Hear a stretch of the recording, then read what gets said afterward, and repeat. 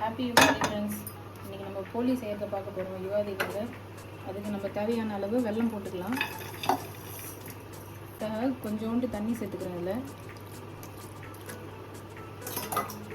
அடி பிடிக்காமல் கிளற ஆரம்பிச்சுங்க. வெல்லம் மெல்ட் ஆகிற வரைக்கும் நம்ம ஃப்ளேம் ஹையில் வச்சுக்கலாம்.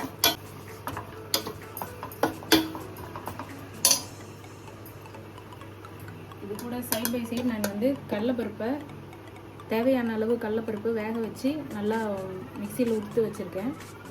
வெல்லம் இப்போ தான் மெல்ட் ஆக ஆரம்பிச்சிருக்கு. நல்லா அந்த கட்டிங்களை வெள்ளை கட்டிங்களை நல்லா உதுட்டு விடலாம். வைக்காமல் கிண்டிக்கிட்டே இருக்கணும், இல்லைன்னா வெல்லம் அடி பிடிச்சிருச்சுன்னா ஒரு மாதிரி வாடை வந்துடும். இந்த சேனல் புதுசாக ஸ்டார்ட் பண்ண சேனல் ஃப்ரெண்ட்ஸ், இது எல்லோரும் சப்ஸ்கிரைப் பண்ணிங்கன்னா ரொம்ப சந்தோஷமாக இருக்கும். இனிமேல் புது வீடியோ ரெகுலராக உங்களுக்கு வரும். டிஃப்ரெண்ட்டான டிஷ்ஷஸ்ஸு நான் உங்களுக்காக செஞ்சு காட்ட போகிறேன்.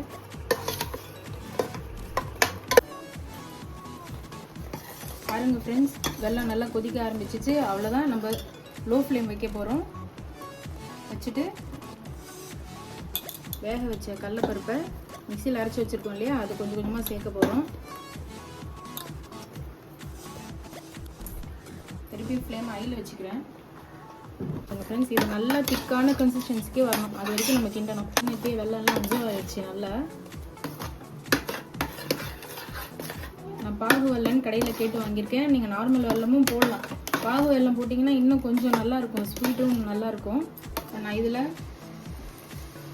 2 டேபிள் ஸ்பூன் அளவுக்கு நெய் சேர்த்துக்கிறேன். இது வெறும் வாசனைக்காக, உங்களுக்கு வேணும்னா போட்டுக்கலாம், இல்லைனாலும் பரவாயில்ல.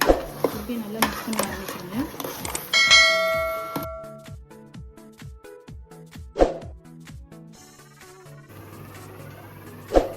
அப்போ போலி பூர்ணம் செய்கிறதுன்னு காமிச்சிருந்தீங்களா, அது உருண்டை இப்போ ஆற வச்சு உருண்டையாக ஊற்றி வச்சுருக்கேன். இப்போ இதுதான் அந்த மேல் மாவு. இதை நேற்று நைட்டே நான் பிசைஞ்சு வச்சுட்டேன். இது என்ன மாவுனா மைதா மாவு தான். அது நல்லா வாட்டர் ஆட் பண்ணி கொஞ்சம் உப்பு, நம்மளுக்கு தேவையான அளவு உப்பு ஆட் பண்ணி எண்ணெய் விட்டு நல்லா ஊற வச்சுட்டேன். அந்த மாவு தான் இது மேல் மாவு. இப்போ அது சிறு சிறு உருண்டைகளாக எடுத்து இப்போ அந்த உருண்டை இருக்குது பார்த்தீங்களா, இதுக்குள்ளே வச்சுட்டு இந்த ஸ்டஃபிங் நல்லா அப்படி கவர் பண்ணிக்கலாம். கவர் பண்ணிவிட்டு அப்படியே தட்ட வேண்டியதான் ஃப்ரெண்ட்ஸ். நான் எண்ணெய் கூட கொஞ்சோண்டு 1 ஸ்பூன் அளவு நெய் சேர்த்து வச்சுருக்கேன். அப்போனா உங்களுக்கு அந்த டேஸ்ட் நல்லா கிடைக்கும். நான் நெய் ஃபுல்லாக ஆட் பண்ணல. நீங்களும் அதுமாதிரி ட்ரை பண்ணி பாருங்கள் ஃப்ரெண்ட்ஸ், நல்லாயிருக்கும். அப்படியே தட்ட வேண்டியதான் ஃப்ரெண்ட்ஸ். நான் தட்டிட்டேன். இப்போ தவாவில் போட போகிறேன்.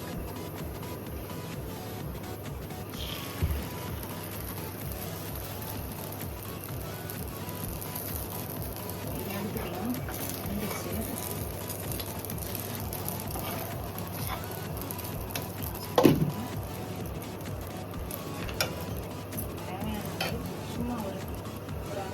சும்மா ஒரு 5 சொட்டு ஊற்றினா போதும். ஏன்னா நம்ம இதுலேயே நெய் எண்ணெய்லாம் சேர்த்து தான் அந்த மேல் மாவை தேய்க்கிறோம்.